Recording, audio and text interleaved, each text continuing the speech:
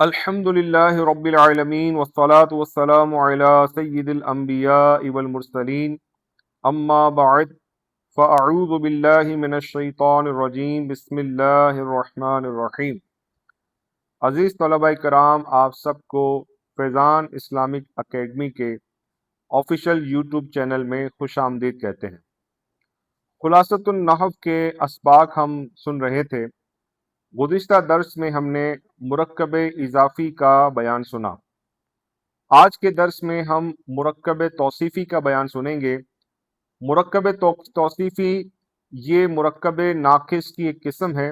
جس طرح مرکب اضافی مرکب ناقص کی قسم ہے، اسی طرح مرکب توصیفی بھی مرکب ناقص ہی کی ایک قسم ہے۔ آئیے سبق کی طرف چلتے ہیں۔ الدرس السابع، ساتواں سبق، مرکب توصیفی کا بیان۔ جس مرکب ناقص کا دوسرا جز پہلے جز کی صفت یعنی اچھائی، برائی وغیرہ بیان کرے اسے مرکب توصیفی کہتے ہیں۔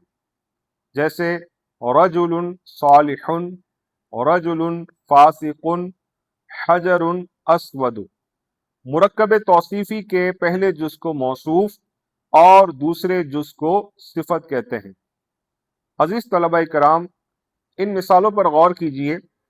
دو لفظ ہیں رجل اور صالح۔ رجل یہ موصوف ہے اور صالح یہ اس کی صفت ہے۔ تو دوسرا لفظ جو ہے، دوسرا جز جو ہے، پہلے جز کی اچھائی یا برائی کو بیان کر رہا ہے۔ رجل کہتے ہیں آدمی کو اور صالح کہتے ہیں نیک کو۔ تو اب یہ نیکی جو ہے، دوسرا جز جو ہے، یہ اس آدمی کی اچھائی کو بیان کر رہا ہے کہ نیک آدمی یعنی آدمی نیک ہے۔ تو یہ رجل صالح، رجل موصوف، صالح اس کی صفت، رجل مانے آدمی، صالح مانے نیک، تو ترجمہ ہوگا نیک آدمی۔ اسی طرح رجل فاسق میں رجل موصوف ہے اور فاسق مانے برا، گناہگار۔ تو یہ فاسق لفظ جو ہے رجل کی برائی کو بیان کر رہا ہے۔ تو رجل موصوف ہوگا اور فاسقون اس کی صفت۔ اسی طرح حجر اسود، حجر کہتے ہیں پتھر کو اور اسود کہتے ہیں کالے کو۔ تو اس کا ترجمہ ہوگا کالا پتھر۔ امید ہے آپ اس تعریف کو اچھی طرح سمجھ گئے ہوں گے۔ اب آئیے اس کے قواعد و فوائد کی طرف۔ نمبر 1، اردو میں صفت پہلے آتی ہے اور موصوف بعد میں آتا ہے، جبکہ عربی میں موصوف پہلے آتا ہے اور صفت بعد میں آتی ہے۔ جیسے طفل جمیل۔ اب اس مثال میں طفل موصوف ہے اور جمیل یعنی خوبصورت یہ صفت ہے۔ آپ دیکھیں عربی میں جب ہم موصوف صفت کو لکھتے ہیں تو پہلے موصوف کو لکھتے ہیں پھر صفت کو لکھتے ہیں، لیکن جب ہم اس کا اردو میں ترجمہ کرتے ہیں تو پہلے صفت کا ترجمہ کرتے ہیں اور پھر موصوف کا ترجمہ کرتے ہیں۔ اب دیکھیے طفل جمیل کا ترجمہ خوبصورت بچہ، اردو میں صفت کا ترجمہ پہلے کیا گیا اور موصوف کا ترجمہ بعد میں کیا گیا۔ نمبر 2، صفت کبھی مفرد ہوتی ہے اور کبھی جملہ ہوتی ہے۔ صفت اگر مفرد ہو تو 10 چیزوں میں اس کا موصوف کے مطابق ہونا ضروری ہے۔ اب یہاں یہ قاعدہ بیان کیا جا رہا ہے کہ صفت مفرد بھی ہو سکتی ہے اور صفت کوئی جملہ بھی ہو سکتا ہے۔ اوپر دی گئی جتنی بھی مثالیں ہیں ان تمام مثالوں میں صفت جو ہے وہ مفرد ہی آئی ہے، اور آپ دیکھ سکتے ہیں کہ ان کے جو ہے اعراب بھی ایک دوسرے کے ساتھ ملے ہوئے ہیں۔ تو یہ مصنف فرما رہے ہیں کہ صفت جب مفرد ہو تو 10 چیزوں میں اس کا موصوف کے مطابق ہونا ضروری ہے۔ وہ 10 چیزیں کون سی ہیں؟ افراد، تثنیہ اور جمع، یعنی واحد، تثنیہ اور جمع۔ تعداد کے اعتبار سے یعنی اگر موصوف واحد ہوگا تو صفت بھی واحد ہوگی، موصوف تثنیہ کا صیغہ ہوگا تو صفت بھی تثنیہ ہوگی، اور موصوف جمع کا صیغہ ہوگا تو صفت بھی جمع ہوگی۔ پہلی مثال واحد کی رجل عالم، دوسری مثال تثنیہ کی رجلانی عالمانی، اور تیسری مثال رجال علماء۔ اب آپ دیکھ سکتے ہیں پہلی مثال میں رجل یہ واحد ہے تو اس کی صفت عالم یہ بھی واحد آئی۔ دوسری مثال میں رجلانی یہ تثنیہ کا صیغہ ہے تو اس کی صفت عالمانی آئی جو کہ تثنیہ ہے۔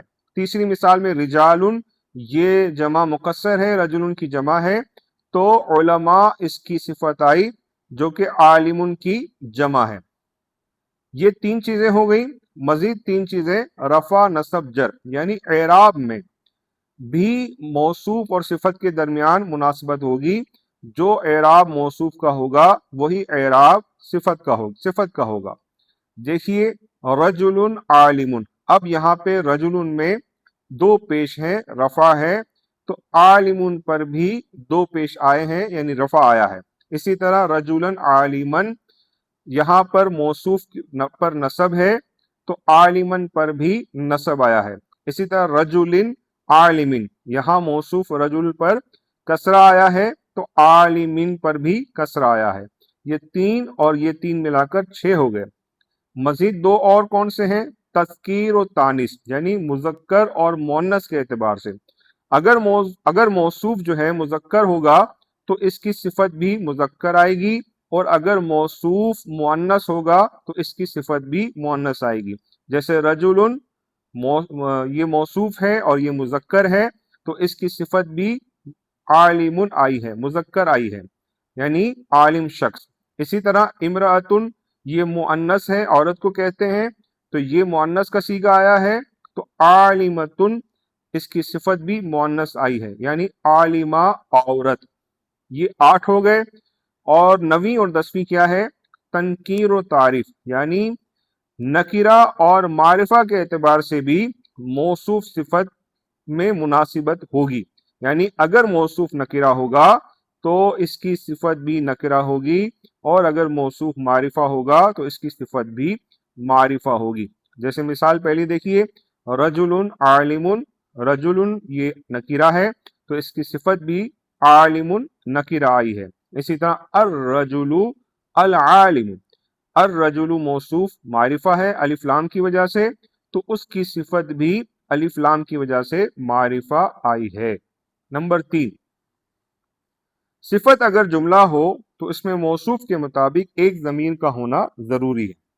دیکھیے مثال، جاء رجل ابوہ عالم، اب رجل جو ہے یہاں پر موصوف ہے، اور اس کے بعد جو جملہ ہے ابوہ عالم، یہ پورا جملہ رجل کی صفت بن رہا ہے۔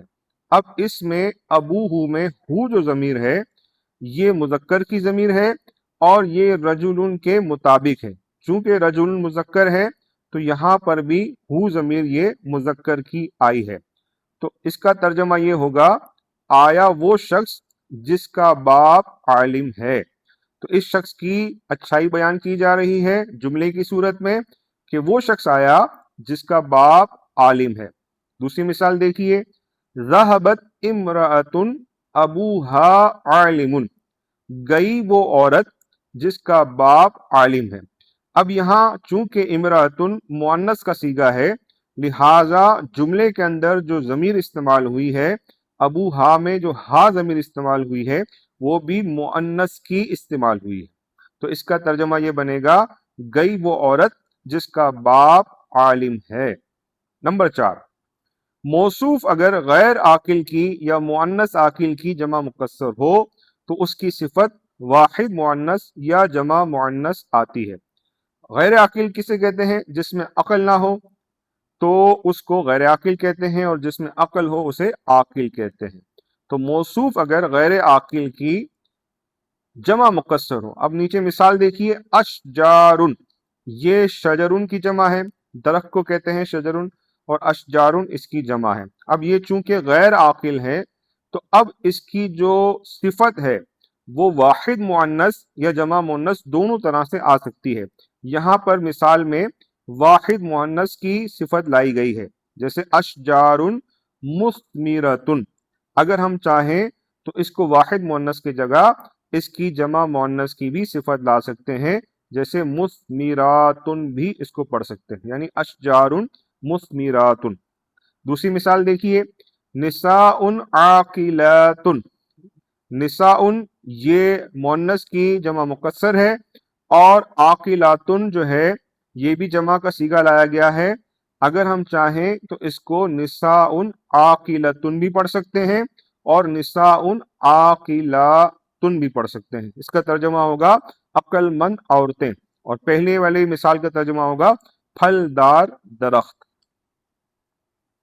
نمبر 5، موصوف اگر مذکر عاقل کی جمع مکسر ہو تو اس کی صفت جو ہے واحد مؤنث یا جمع مذکر آتی ہے، جیسے اطفال صغیرۃ.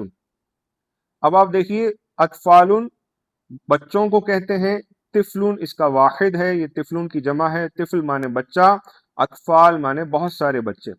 اب چونکہ یہ عاقل مذکر کی جمع ہے، لہذا اس کا جو صفت ہے وہ واحد مؤنث بھی آ سکتی ہے اور جمع جو ہے جمع مذکر بھی آ سکتی ہے.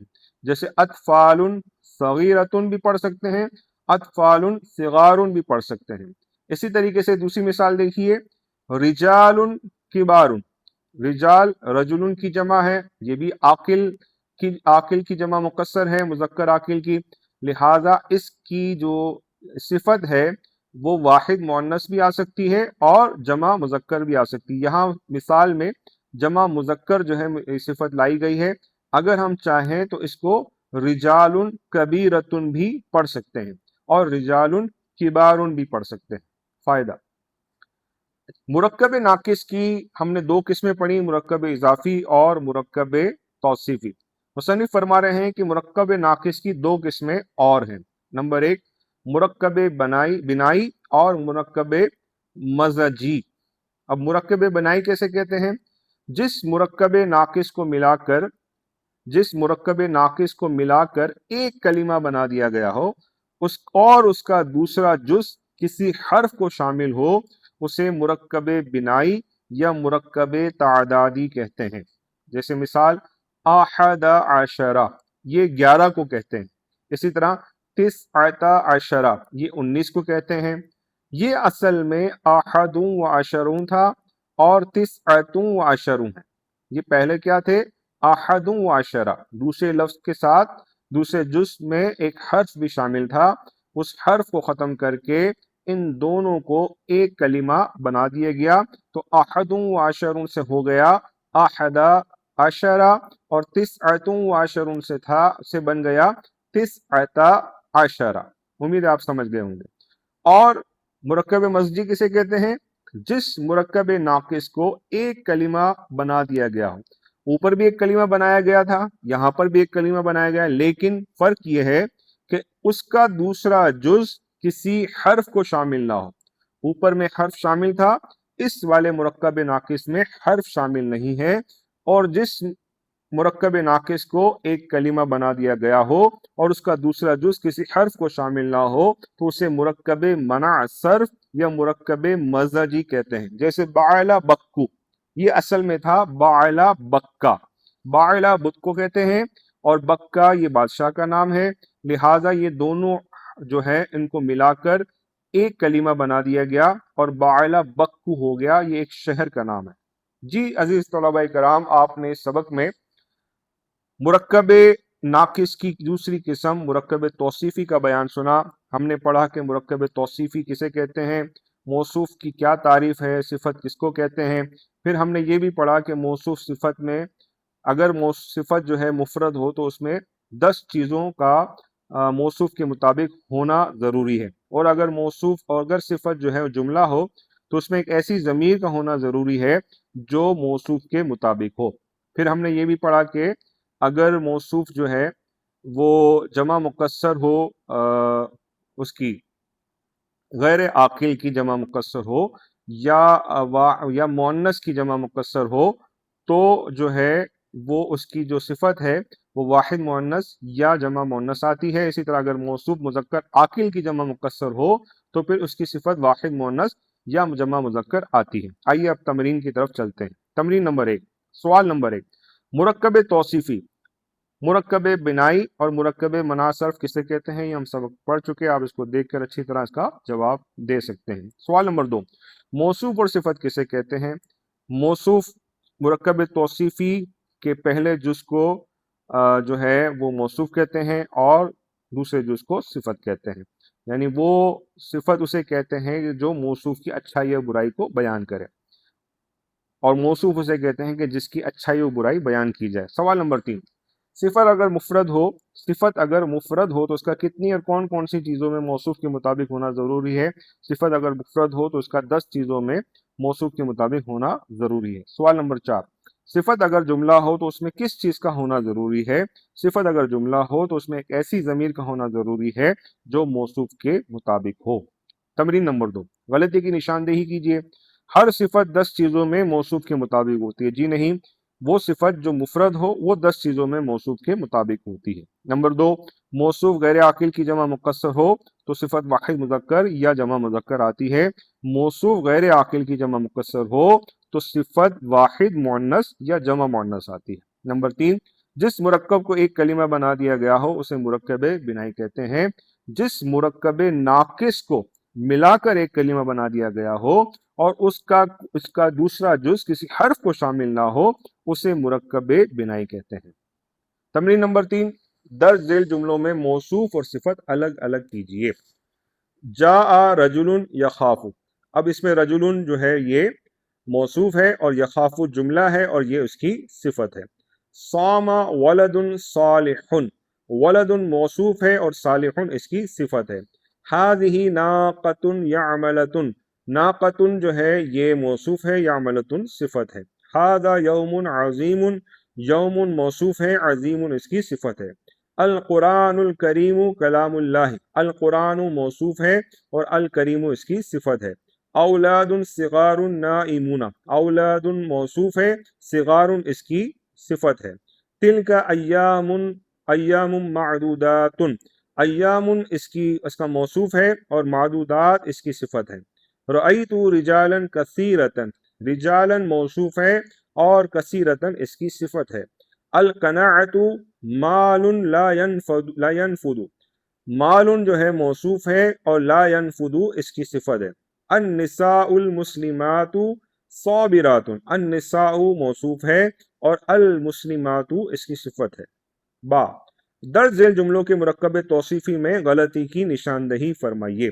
نام اطفال صغیر، اطفال یہ موصوف ہے اور یہ مذکر کا جمع مکسر ہے، مذکر عاقل کا جمع مکسر ہے، تو اس کی جو صفت ہم نے پڑھا تھا کہ اس کی صفت جو ہے واحد مؤنث آئے گی یا پھر جمع مذکر آئے گی، تو اطفال صغیرۃ۔ اسی طرح جاء الرجل صالح، الرجل موصوف ہے اور یہ معرفہ ہے، صالح یہ نکرہ ہے تو صالح کو بھی ہم معرفہ بنائیں گے، اور جاء الرجل الصالح۔ رأیت البلد الکریم، البلد موصوف ہے اور اس پر فتح ہے، زبر ہے، تو الکریمی پر زیر ہے، کسرہ ہے، تو لہٰذا الکریمی کی جگہ یہ آئے گا الکریمہ۔ رأیت البلد الکریمہ۔ ہذہ کتب مفیدون، کتب یہ غیر عاقل کی جمع مکسر ہے، کتابن کی جمع ہے، تو اس کی جو صفت آئے گی وہ واحد مؤنث آئے گی یا جمع مؤنث آئے گی، تو اس کو ہم پڑھیں گے ہذہ کتب مفیدۃ یا مفیدات۔ اسی طرح شربت ماء عذب، ٹھیک ہے، شربت ماء عذب، اب ماء جو ہے موصوف ہے اور عذب جو ہے اس کی صفت ہے، اس کے اعراب میں فرق ہے، لہذا اس کو عذب کو عذبن کیا جائے گا اور ماء عذبن ہو جائے گا۔ اسی طرح نصر زید عالم، زید موصوف ہے، عالم اس کی صفت ہے۔ اب چونکہ زید معرفہ ہے، علم ہے، تو معرفہ ہونے کی وجہ سے عالم کو بھی معرفہ بنایا جائے گا اور اس کو پڑھیں گے زید العالم۔ قواعد کا خیال رکھتے ہوئے، جیم، قواعد کا خیال رکھتے ہوئے درج ذیل دو لفظوں میں سے مرکب توصیفی بنائیے۔ الآیت بینۃ، اب دیکھیں ایک معرفہ ہے ایک نکرہ ہے، یا تو موصوف کا الف لام ہٹا دیں یا پھر بینہ صفت میں الف لام لگا دیں، یعنی آیت بینۃ بھی پڑھ سکتے ہیں اور الآیت البینۃ بھی پڑھ سکتے ہیں۔ اسی طرح البئر عمیقۃ، ٹھیک ہے، اسی میں بھی معرفہ اور نکرہ کا ہے کہ الف لام یا تو البر العمیقہ پڑھ لیں یا بئر عمیقۃ پڑھ لیں، دونوں صورتوں میں صحیح ہوگا۔ الشمس طالیۃ، یہاں بھی دیکھیں الشمس موصوف صفت، موصوف جو ہے وہ معرفہ ہے اور طالیۃ یہ نکرہ ہے، تو لہٰذا الشمس الطالیۃ۔ سریر مرفوع، یہ دونوں نکرہ ہیں، یہ دونوں موصوف صفت ہیں، یہ بالکل صحیح لکھے ہوئے ہیں۔ اگر ہم چاہیں تو اس پہ معرفہ بنا دیں اور السریر المرفوع بھی پڑھ سکتے ہیں۔ جنت عالیت، جنت یہ نکرہ ہے، اس کو معرفہ کر دیں، یا عالیت کو معرفہ نکرہ کر دیں، دونوں صورتوں میں درست ہے۔ تو جنت عالیت بھی صحیح ہے اور الجنت العالیت بھی ٹھیک ہے۔ اسی طرح الرسول کرام، ٹھیک ہے، تو الرسول الکرام، ٹھیک ہے، دونوں معرفہ ہونے چاہیے یا دونوں نکرہ ہونے چاہیے۔ النار موقدۃ، تو النار الموقدۃ یا نار موقدۃ۔